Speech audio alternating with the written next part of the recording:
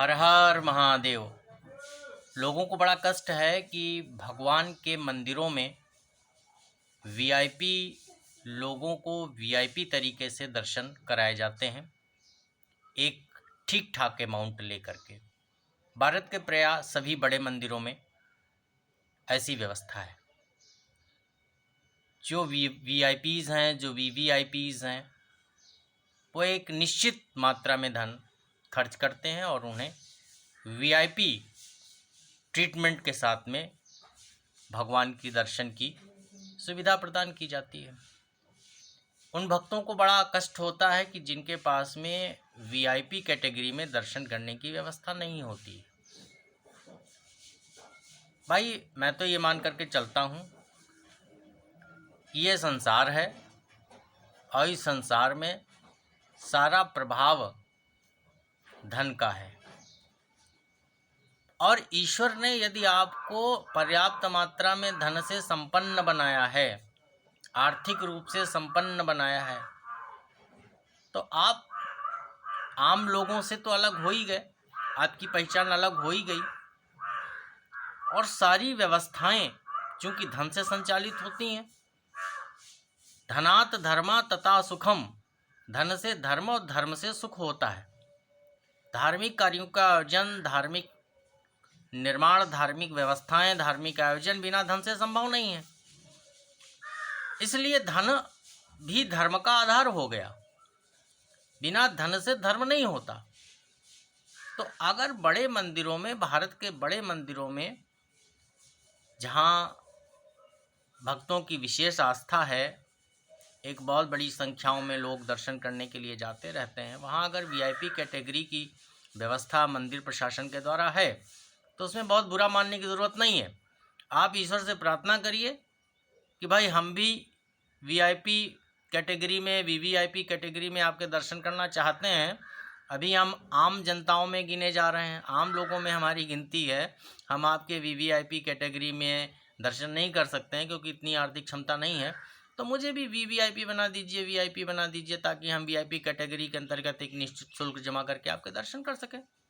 इसमें दुखी होने की ज़रूरत नहीं है। समाज में हर प्रकार की श्रेणी है, अति सामान्य, सामान्य, मध्यम, उच्च और विशिष्ट, और ये श्रेणी सदैव से विद्यमान रही है और विद्यमान रही है जब तक ये प्रकृति रहेगी। इसलिए मित्रों, भगवान के मंदिरों में जाइए और कभी अगर आपको किसी भी विशिष्ट व्यक्ति को, वीआईपीज़ को, एक विशिष्ट सुविधा के तहत भगवान के दर्शन करने का सौभाग्य मिल रहा है, उसे देख करके आप दुखी मत होइए, क्योंकि उसको वीवीआईपी भी भगवान ने ही बनाया है। उसके ऐसे कर्म होंगे, उसके ऐसे सत्कर्म होंगे, उसके ऐसे पुण्य होंगे कि वो आपसे अलग है, तो उसको अलग तरीके से ट्रीट किया जा रहा है।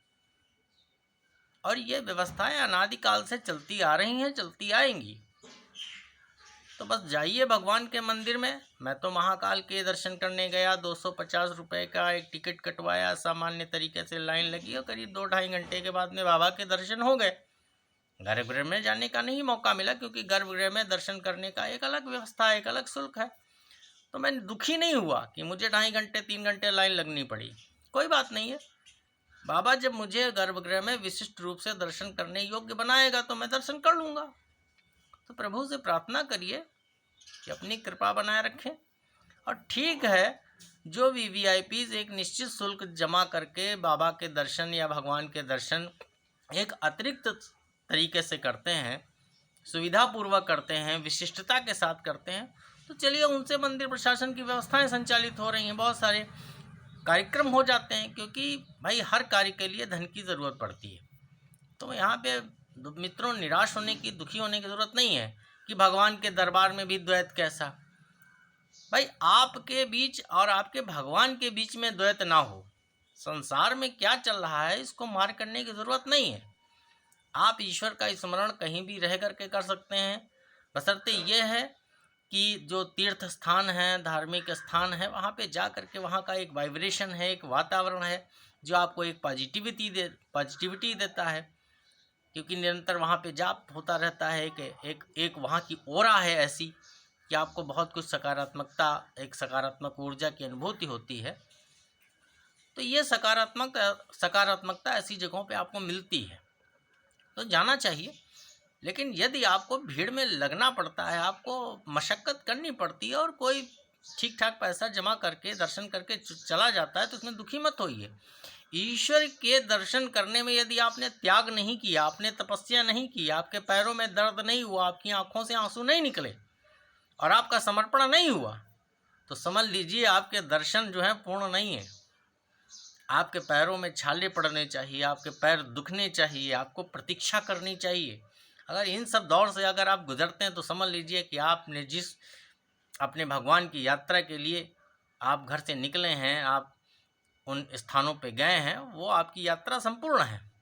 और आप हवाई जहाज़ में बैठ के गए, हवाई जहाज़ की तरीके से लौट के वापस चले आए, तो भाई मेरा तो जो कॉन्शियस है अलाउ नहीं करता है।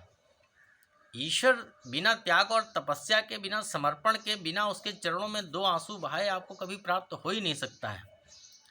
इसलिए अगर आप आम हैं और ख़ास बनना चाहते हैं, ख़ास तरीके से दर्शन करना चाहते हैं, तो प्रभु से प्रार्थना करिए कि वो आम से आपको ख़ास बना दे। इसमें दुखी होने की ज़रूरत नहीं है। जय जय श्री कृष्णा, जय जय श्री राधे। हर हर महादेव, हर हर महादेव।